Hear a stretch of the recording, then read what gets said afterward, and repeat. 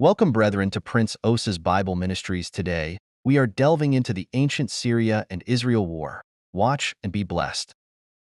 King Benhadad of Syria gathered all his troops, and supported by 32 other rulers with their horses and chariots, he marched up, laid siege to Samaria, and launched attacks against it. He sent messengers into the city to King Ahab of Israel to say, King Benhadad demands that you surrender to him your silver and gold, your women, and the strongest of your children. Tell my lord King Benhadad that I agree. He can have me and everything I own, Ahab answered. Later the messengers came back to Ahab with another demand from Benhadad. I sent you word that you were to hand over to me your silver and gold, your women and your children. Now, however, I will send my officers to search your palace and the homes of your officials, and to take everything they consider valuable.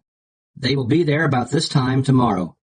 King Ahab called in all the leaders of the country and said, You see that this man wants to ruin us. He sent me a message demanding my wives and children, my silver and gold, and I agreed. The leaders and the people answered, Don't pay any attention to him. Don't give in. So Ahab replied to Benhadad's messengers, Tell my lord the king that I agree to his first demand, but I cannot agree to the second. The messengers left and then returned with another message from Benhadad. I will bring enough men to destroy this city of yours, and carry off the rubble in their hands. May the gods strike me dead if I don't. King Ahab answered, Tell King Benhadad that a real soldier does his bragging after a battle, not before it. Benhadad received Ahab's answer, as he and his allies, the other rulers, were drinking in their tents. He ordered his men to get ready to attack the city, and so they moved into position. Meanwhile, a prophet went to King Ahab and said, The Lord says, Don't be afraid of that huge army.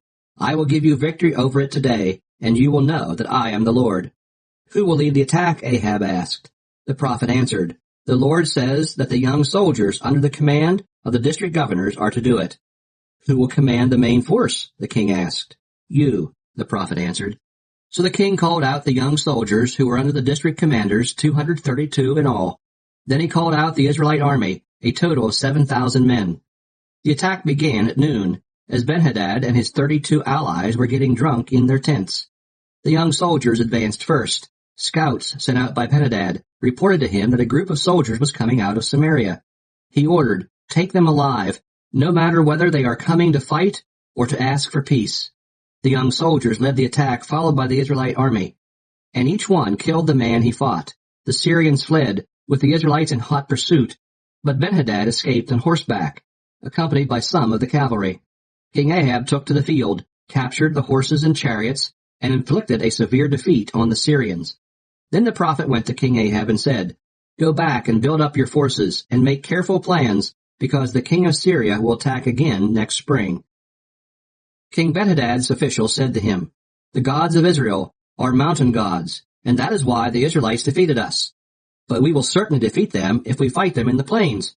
Now, remove the 32 rulers from their commands and replace them with field commanders. Then call up an army as large as the one that deserted you, with the same number of horses and chariots. We will fight the Israelites in the plains, and this time we will defeat them. King Benhadad agreed and followed their advice. The following spring he called up his men and marched with them to the city of Aphek to attack the Israelites. The Israelites were called up and equipped. They marched out and camped in two groups facing the Syrians. The Israelites looked like two small flocks of goats compared to the Syrians, who spread out over the countryside. A prophet went to King Ahab and said, This is what the Lord says. Because the Syrians say that I am a god of the hills and not of the plains, I will give you victory over their huge army, and you and your people will know that I am the Lord. For 7 days the Syrians and the Israelites stayed in their camps, facing each other.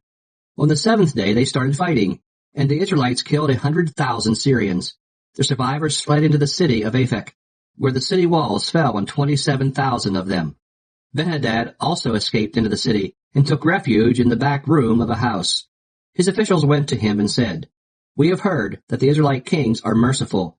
Give us permission to go to the king of Israel with sackcloth around our waists and ropes around our necks, and maybe he will spare your life. So they wrapped sackcloth around their waists and ropes around their necks, went to Ahab and said, Your servant Benhadad pleads with you for his life. Ahab answered, Is he still alive? Good. He's like a brother to me. Ben-Hadad's officials were watching for a good sign, and when Ahab said, "Brother," they took it up at once and said, "As you say, Ben-Hadad is your brother." "Bring him to me," Ahab ordered. When Ben-Hadad arrived, Ahab invited him to get in the chariot with him.